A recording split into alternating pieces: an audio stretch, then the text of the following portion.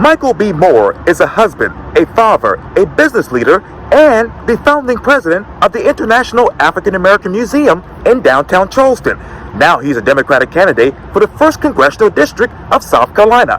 I speak exclusively with Michael for this edition of Quintin's Close-Ups. And if you haven't already, subscribe to my YouTube channel and like Quintin's Close-Ups on Facebook. Michael B. Moore, welcome back to Quintin's Close-Ups. Thank you so much. It's great to be back. I actually was looking on social media and I saw a repost of, I think, the first interview that you and I did. I think it's about 6 years ago. So it's great to be back. Oh, thank you. That's exactly right. 6 years ago. And I know since that time, obviously, you've been extremely busy. We know that you're a husband, a father of 4 sons, a business leader, the founding president of the International African American Museum in downtown Charleston. You are also the great-great-grandson of the United States Representative Robert Smalls. And now you are a Democratic candidate for the 1st Congressional District. Yes, sir. Tell me this, Michael. Why the 1st Congressional District? Why now? Well, it's a great question. Robert Smalls, my great-great-grandfather, was born and served in Beaufort. And now, the way the congressional lines are, Beaufort and where I live in Mount Pleasant are in the same congressional district. So if Robert were in Congress now, he would be my congressman. So when I kind of connected the dots on that and thought that, you know, I've grown up with a real reverence for service, knowing about Robert Smalls, but also knowing about his son-in-law, Sam Banfield, who was a lawyer from Beaufort, who also served in the South Carolina legislature. I grew up with my grandfather, who was born in Chester, was a farmer who got some education and became a math professor and ended up at North Carolina Central in Durham, was a city councilman for 12 years. He took me to city council meetings, took me around with him.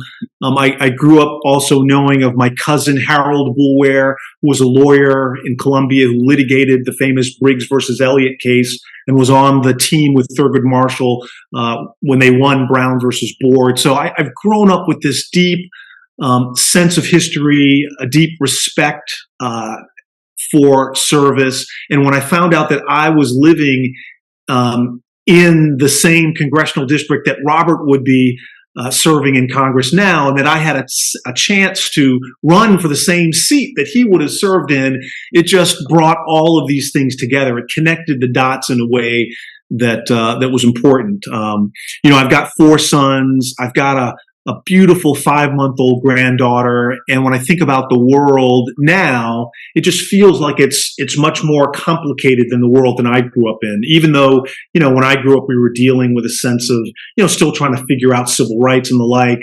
But there was still an overall sense of optimism about the world. There was a sense of sort of prosperity that we were living in. And there was this presumption that each generation would do better than the last, that children would outperform their parents. And I just don't know that we can be so optimistic about the world now. And so the inspiration for me running is to try to help make the world a better place for my children, my grandchildren's generation, and sort of the way that our family has done it going back to 1868 has been to roll up our sleeves and try to make our communities better through elected office.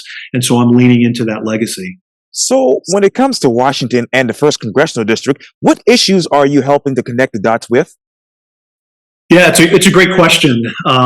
You know, I think, you know, I talk to people every day, and there are a lot of real needs that people have. People coming through COVID still, you know, people are in some ways struggling to put food on the table, struggling to take care of their families. There are so many people that have multiple jobs, 2 and 3 jobs, trying to, you know, make ends meet. You know, through the period of COVID, the 1% created twice as much wealth as the rest of the 99% combined. And look, my background's in business. I appreciate the opportunities that business can provide, but that just feels completely imbalanced and out of whack. And so, you know, one of the things that we're focused on is trying to create a more inclusive economy where more people can better leverage their skills, their hard work to take care of their families. I hear a lot about Social Security and Medicare. Nancy Mason and others on the right are trying to cut those programs. And, people have been paying into Social Security and Medicare since their first job when they were 14, 15, 16 years old. We can't pull the rug out from underneath them on that program. I hear a lot about the healthcare system. I am heartbroken at the stories that I hear of people. I met a woman at an event week before last or so, just maybe in her 80s, living in an assisted living center, just found out that she has a particular kind of cancer. It costs $120,000 a year for the medication to keep her alive. And she's blessed to have Medicare, but she doesn't have any gap insurance. So Medicare only pays 80%. She's got to come up with $2,000 a year on a fixed income to stay alive. And she doesn't know how that's going to happen. So, medical debt is the number one cause of bankruptcy in America. It's something that we can, I think, manage differently. I hear a lot about the environment.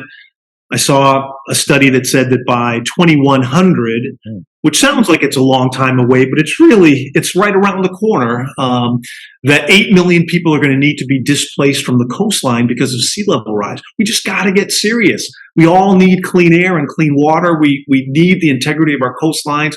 We've got to move forward. I hear a lot about women's reproductive freedom, about access to abortion. Look, nobody likes abortion. Nobody, would choose to, sort of have one just willy-nilly, but it's inappropriate for the government to be in women's pants in the way around this decision. This is a decision between a woman and her doctor. I believe deeply in women's reproductive freedom. And beyond that, I support the Equal Rights Amendment. I support pay equity. I support a whole host of programs like making it, just trying to prevent domestic abuse and all kinds of things around women. And then I would also say briefly, gun safety is a real concern. I flew last week and was in the airport renting a car, and I saw a sign that said that you've got to be 25 to rent a car. Interesting, you can be 18 and you can buy an assault rifle without any kind of training or any kind of preparation, and it is just dangerous. There are a whole host of things that we can do to make our communities safer, to make our children safer. Gun violence is the number one cause of death among young people in this country, incredibly. And we can do better. And by the way, there are a whole host of things that the vast majority of Americans believe in around common sense gun reforms, and I think we just have to do it. So a lot of issues. Those are some of the key issues that I'm hearing and that we're committed to working on. And I want to get to that in a second. And to be fair, I want to get Congresswoman Nancy Mason, Quintin's close-ups, to get her side of the issue on the Social Security issue. But let me go back to what you said earlier about obviously healthcare and that gap insurance. How many people in your first congressional district actually have gap insurance right now?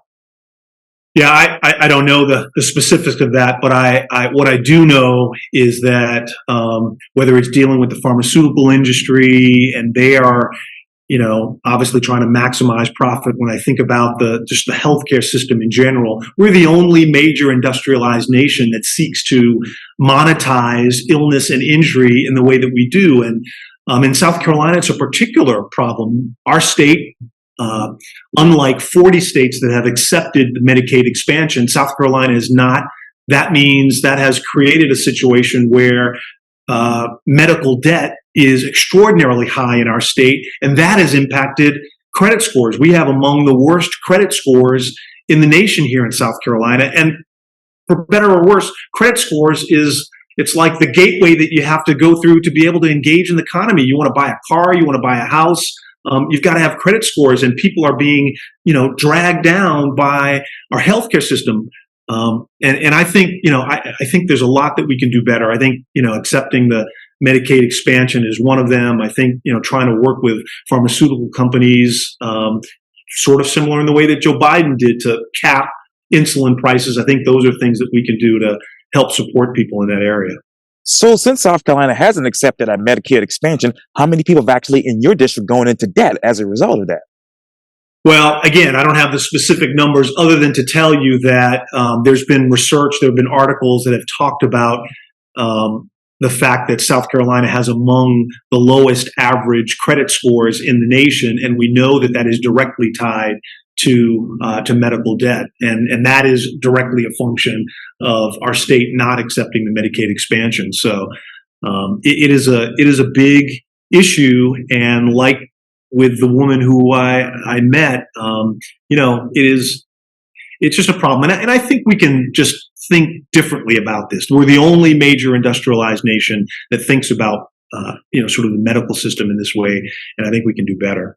So if South Carolina were not, hypothetically speaking, not accept that Medicaid expansion, how many people in your district do you think will actually continue to pile up with Medicaid medical debt, that is? Well, look, I think the vast majority of people are only an injury or an illness away from both a medical catastrophe, but also a financial catastrophe as well. So I think the vast majority of us are, prone to, the enormous health, risks, but the financial risks as well. And so I believe, we just have to get a little bit more serious about, helping our, folks in need. And on this instance, it is the vast majority of us in the state. And you talk about obviously financial risks. I want to talk to you about inflation. President Biden said this on Twitter just recently, quote, "Let me be clear to any corporation that hasn't brought their prices back down, even as inflation has come down. It's time to stop the price gouging. Give American consumers a break," unquote. Let me ask you this, Mr. Michael. If the inflation rate is actually positive, how much are the prices actually increasing? Well, it's a great point, and I actually do believe in what the president said. I mean, I think, some people think that inflation is somehow this organic force in the economy that, raises prices. Look, at the end of the day, inflation is about companies making decisions to raise prices. And during the period coming, post-COVID, I think there were a number of companies that thought, hey, here's an opportunity for us to recoup some of our lost revenue and lost profit that we lost during the period of COVID when the economy basically shut down. And so people jacked up prices. When there is conversation about inflation, that provides cover for companies to just raise their prices and say, it's inflation. So, I don't begrudge companies making a profit, but I certainly do believe that there's a sense of balance that, we just need to be careful that we're not gouging people and that we're not taking advantage of people in inappropriate ways. So where exactly do you see those prices increasing in your particular district, the first congressional district? Well, I see prices coming down. I mean, Nancy Mace about a month ago was talking about she saw gas prices at $4 or $5. My local gas station, it's $2.98, and I've seen it lower. I've seen it $2.79. I think gas prices are coming down. I think prices of eggs have come down. So I think we're in a situation, and I think largely it's because of the leadership of President Biden and all the things that he's doing. I think, prices are coming back down, and I don't believe that we're in a period of kind of rampant inflationary, sort of increase at the moment. But inflation has come down to 3.2% according to my research in October, but prices, as I just mentioned, are still going up. Is it going up at a slower rate than normal? Well, again, I think in a lot of instances, like I mentioned, gas prices, look, we all need energy. Energy prices, I believe, are coming down. Sure, there may be some industries where supply chain, difficulty is causing prices to continue. But I think overall, we're in a period, a deflationary period, a period where prices are going down, maybe not dramatically, but I think they're going down. And again, I would point to, oil and gas are the local prices at the pumps as a perfect example. They are now as low as they've been in quite a while from my memory. Now, isn't it true, Michael, that inflation is 3% higher than last year, which maybe be 3% higher than the year before, which means inflation is up 6% over the past 2 years ago? Well, again, I think coming through COVID, Yes, sir. that was a period where, the Fed was raising rates aggressively, where people were kind of trying to talk the economy into, into a downward trend. I just don't see that happening there. I disagree strongly with the Fed doing things intended to make it more difficult for working families. When the Fed raises rates, that makes it more difficult for you and I to access to credit markets, to pay for, a whole host of kinds of things. And I think we just need to be very careful. The Fed plays a really, really important role in the economy, but too often they are, they spend more time thinking about large corporate, kinds of situations, big Fortune 100, Fortune 500 kind of companies than thinking about you and me, thinking about the average American. They're okay with raising interest rates and making it more difficult for you and I to live, basically, because that can have downward pressure on labor costs, on salaries for them. And, look, the vast majority of companies are not Fortune 500 companies. They're small and mid-sized companies. And I think we need to start doing things to encourage their growth, to invest in their growth, because that's where, the vast majority of companies are. Now, okay, well, how much are wages correlated to this inflation? I think wages are a huge piece of it, but there and again, I would say, as somebody who has hired people and who has been responsible for trying to live and manage through our economy, I would say that we need to be careful because large companies may want to minimize labor costs. Look, companies are all about creating profit. One of the largest and the biggest costs for most companies is labor, it's wages, it's salaries. And so, yes, I understand that companies want to, try to manage those costs, but I look at it the other way around. People need wages, they need salaries to be able to take care of their families. I hear all the time about people taking, again, 2 and 3 jobs trying to make ends meet. People who are playing the game by the rules. They maybe they haven't had the advantage of higher education to be able to get bigger jobs, but we need people to sort of service the economy at all levels. And I just think we need to be careful that we don't cut off our nose to spite our face, so to speak. That we don't create problems by minimizing wages in a way that doesn't allow people to take care of their families. We've got to have balance, and I think that's something that's really important. I'm sitting right here near Hanahan, and I was thinking, as you just mentioned this, about the higher education officials, or obviously people who have those higher education degrees. How many of those are in your district, and how many of those people without those higher education degrees can actually participate in those jobs? Yeah, I mean, the 1st Congressional District is the district in South Carolina that has the greatest degree of college graduates. It's got among the higher incomes. And, you've lived and worked around the peninsula.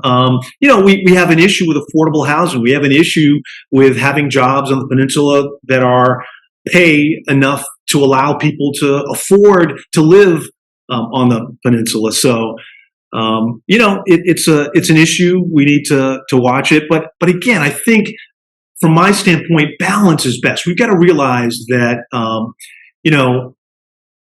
there's an economy, but society doesn't serve the economy.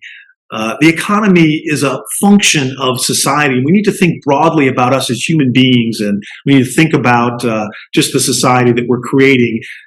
If all we are thinking about is maximizing profits, and again, I say this as a business guy, I say this as someone who's run companies and organizations, so I'm not anti-business, but again, I think it's a sense of balance that we need to have in taking care of, in thinking more broadly about supporting our employees in a way that allows them to take care of their families. So Walmart yes, sir. is a company, enormous company, global company, one of the largest, most profitable companies. But there's a large percentage, a meaningful percentage of their employees that, because Walmart doesn't pay enough, have to tap into assistance, government assistance, to help make ends meet. So in essence, you and I and everybody else listening, we are subsidizing the wages for Walmart employees. And again, I just think we can do better. How much have wages been subsidized as a result of that? Well, look, I think there are lots of companies. I have lots of friends on the labor side, and I support labor in their effort to support jobs, provide benefits and just to support wages. I think it's a problem nationally, of course. And I think, because South Carolina is a right to work state, I think, unions have a particularly challenging time here. I wish I had much time, but let me turn over to gun violence. President Biden also said this on Twitter just recently. He said this, quote, "I won't stop fighting to end gun violence," unquote. Well, let me ask you this, Michael. Why not end criminal violence instead? Uh, well, look, I obviously guns are unfortunately used in criminal context, but I think if one is really concerned about guns being used in the commission of crimes, you would also be concerned about the availability of guns. If guns were, look, I think we can both respect the Second Amendment, respect the Constitution, but also do things to make our communities safer, to make our kids safer. The vast majority. Look, there was a poll last spring on Fox News where the vast majority of Americans agreed to things like increasing the age requirement to buy guns, or increasing sort of red flag laws, really enforcing red flag laws, or just doing things to prevent rampant gun violence. So I support our colleagues, our friends in law enforcement. Oftentimes they go into situations and they are outgunned because of the assault weapons and the like that are available to people these days. So I think it's a challenge. And again, look, I've got lots of friends who are gun owners, and I believe in the Second Amendment, but I just think we can do some common sense things to make our communities and to make our kids safer. And again, the number one cause of death among young people in this country is gun violence. That is just appalling to me. And I think, we've got to do something about that. Well, is it really gun violence or is it criminal violence? Well, if there were no guns, then oftentimes the impact, it's difficult to be to commit a mass murder with a knife or with whatever. I mean, these guns and assault weapons and the like, they are, they make mass, sort of shootings and the like. They just facilitate that. Particularly, there are people oftentimes who are having mental health challenges, and they get access to a gun and are able to go out and do things. So you're absolutely right. I mean, the gun itself is not doing anything in the same way that the laptop I'm looking at right now is. I mean, it's not doing anything. It's how you use it. And I just think there are some common sense things that we can do to that respect the Second Amendment, but that make things a little bit safer. I know I'm probably being redundant, but why not circumvent criminal? Well, yeah, why not circumvent that as violent crime? Well, I think you can. If I'm understanding your question, yeah, there are all kinds of things. I mean, we need to support the mental health community around people who, there are red flag laws that basically say that if someone has done something or has demonstrated some behaviors that indicate that they might be a harm to themselves or to others, that they should have limited access to guns. Like, there are plenty of places that if there had been really strong red flag laws, that someone would not have committed crime. In, I think it was Maine, there was a mass murder a couple of months ago, and that person had demonstrated, had people knew about his proclivity toward violence because he was having mental health challenges. Well, there weren't the laws on the books there to protect himself and to protect others. And that's an example just of a way that we can do it. So you're absolutely right. The guns themselves are not doing anything, but when they are available and when there aren't the laws to protect communities, it facilitates crime, taking place. Now, President guns, right. but I'm against guns being used in unlawful ways and in ways that we could, otherwise protect ourselves. And I know President Biden also said on Twitter that he wants to ban assault weapons when those weapons account for less than 1% of the firearm deaths. So would banning them do virtually nothing to keep your community safe? Well, I don't know. When I hear about, remember the Las Vegas guy was shooting from a Las Vegas, hotel, the incident in Maine. Like there are a number of instances where assault rifles are used in the commission of crimes. I mean, they are weapons of war. They're not, designed to hunt or for sporting purposes. They're designed as weapons of war. And so I think there's enough evidence about the danger of those that we've got to look really, really closely at it. And I know he also has this plan to end immunity for liability for gun manufacturers, according to President Biden. So why should a gun manufacturer, Michael, be held liable if the product is actually misused? Well, look, if I buy, a cell phone and somehow it overheats and produces an injury, burns me in my pocket, or if there are people who have gone to McDonald's and the coffee has been so hot that it has burned people and there's liability. I think product liability is an established, sort of notion in this country. I don't know enough personally. I need to get smarter about the specifics of the legislation being proposed around gun liability, for in this instance. But I think it's something that we should look at. I don't think, again, the notion of liability for the product is well established. Let me turn to abortion. That's another big topic here in South Carolina. People in the state that I talked to, Michael, asks us if a woman is forced to have baby by the South Carolina legislator and dies in childbirth, should the state of South Carolina should the state of South Carolina actually compensate her family for the value of her life? I haven't heard about that. I need to look at it. Just more broadly, I just believe deeply in women's reproductive freedom, in the ability of a woman to make this very, very difficult decision about her life, about her body.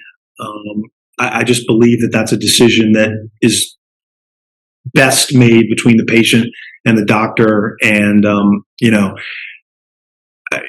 again, I wrap our beliefs about that, or, that's sort of in the middle of a broader agenda to support women. Look, there's all this evidence that shows that healthy communities in part are healthy because women in their various roles are healthy and thriving. And so I think it's important to support women. I think, pay equity, the Equal Rights Amendment. I think there are a host of things that we can do, support them around domestic violence. I think mothers, particularly in need, programs like SNAP and Medicaid, I think those are things that, that are important to not only supporting women, but to supporting families as well. But should lawmakers consider punishing, say, for instance, abusers with involuntary vaccinities instead of punishing victims with involuntary pregnancies? Again, I'd have to take a look at the specifics to be able to offer a specific point of view.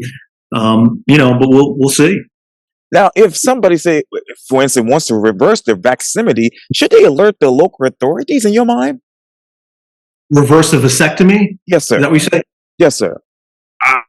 Again, I made sort of the offhanded remark before. I just don't think, whether it's a vasectomy or an abortion, I don't think government should have a role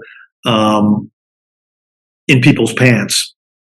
I just don't think that's, so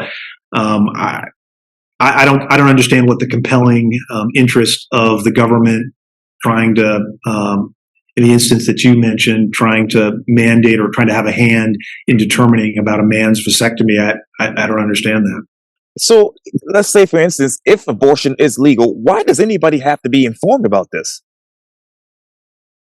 Well, again, there are all kinds of the laws currently really put an enormous amount of sort of prescriptive conditions and the like around that. It's not, with the falling of Roe v. Wade, we're in a world now where women's reproductive freedom is being challenged. So, I think part of what we're working toward is to get us back to a set of rights that were in place over the last 50 years, where women had the right to make these decisions for themselves and their bodies. And look, I have heard from a lot of women that this is, nationally, we know that this is an issue where every time there is an opportunity for women an opportunity for the issue of women's reproductive freedom to go before the public, the vote comes down in supporting a woman's right to make these very difficult choices for herself. So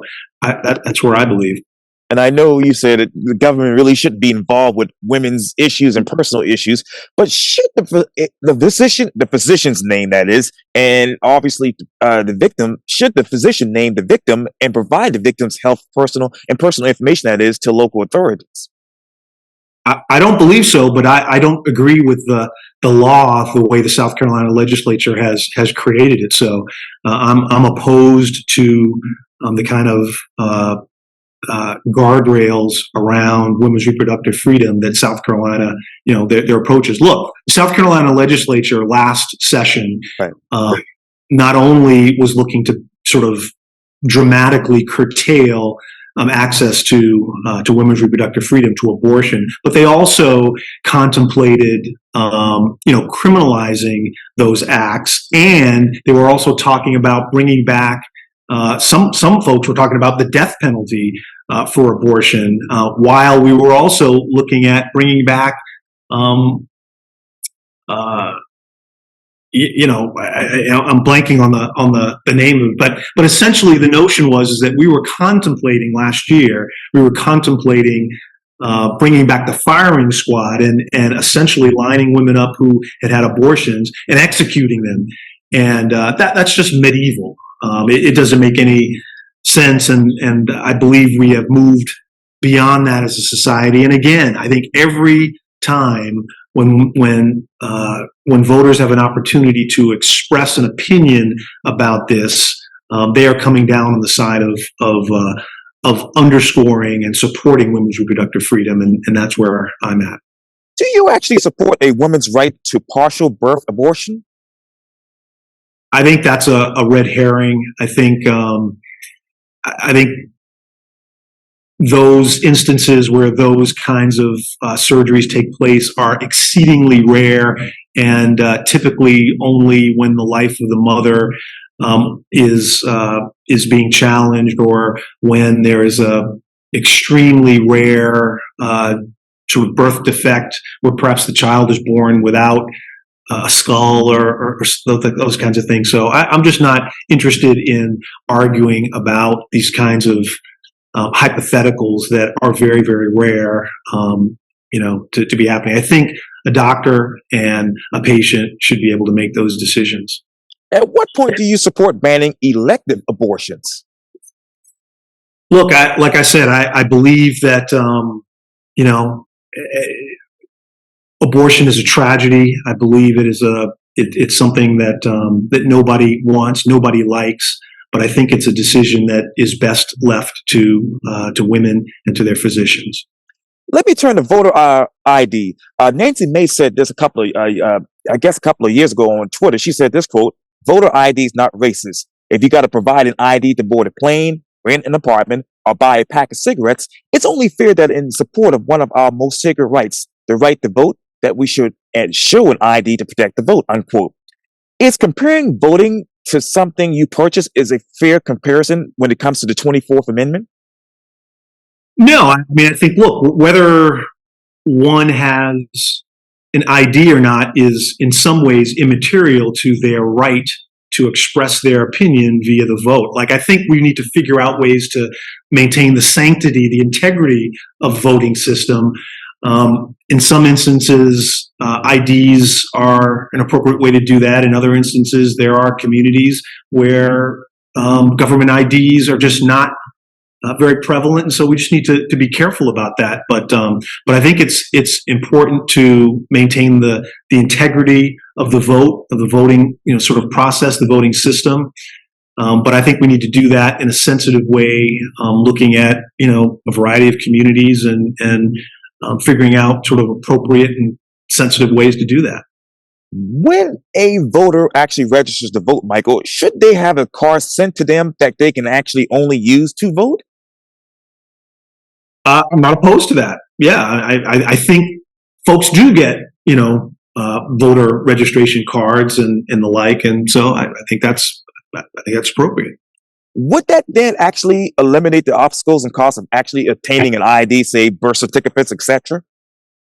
Yeah, I mean, I think people who oppose that might just question, just the integrity of the card and whether the card is being delivered or being granted with an appropriate level of sort of security and the like. But again, for the vast majority of instances, despite what we hear from people on the right, there are very few instances of voter fraud, and when those instances occur, we need to deal with them.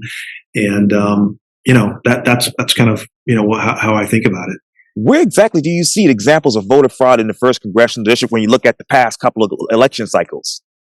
Well, I think the largest element of voter fraud is in the unconstitutional gerrymander that occurred where 30,000 African American voters were removed from the district by the legislature. I mean, that question is in front of the Supreme Court now. I gave a big speech on the steps of the Supreme Court on October 11th talking about voting rights and preserving our democratic institutions. But we'll see what the Supreme Court comes down with. Our campaign is really not looking to the Supreme Court. We're building our plan, and we're sort of campaigning based upon the lines as they're drawn now. But certainly taking 30,000, according to the lower courts, 30,000 unconstitutional gerrymander. I think that's the largest by far expression of any kind of voter, inappropriate sort of activity. So if you were to be elected to Congress, what type of gerrymandering laws would you put in place? I think we need to go back to what the founding fathers believed in. As a country, we are built on this notion of one person, one vote, democracy. And I think increasingly all around the country, there are people on the right who are, supporting all kinds of things to try to get in the way of one person, one vote. And I think, we just need to be careful. I mean, the Voting Rights Act now is being compromised left and right. And I think we need to get back to some of the core principles of democracy where every person should have a voice. And I think that's what our founders believed in, and I've not seen anything to suggest that any other strategy or approach is any better in this country. Unfortunately, I'm running out of time, but Michael B. Moore, thank you so much for your time. And again, welcome back to Quintin's Close-Ups. Thank you so much. It's always an honor, and I hope it's not. I hope we're back together a little bit less time than it's taken since the last time. Thank you so much, though. Thank you.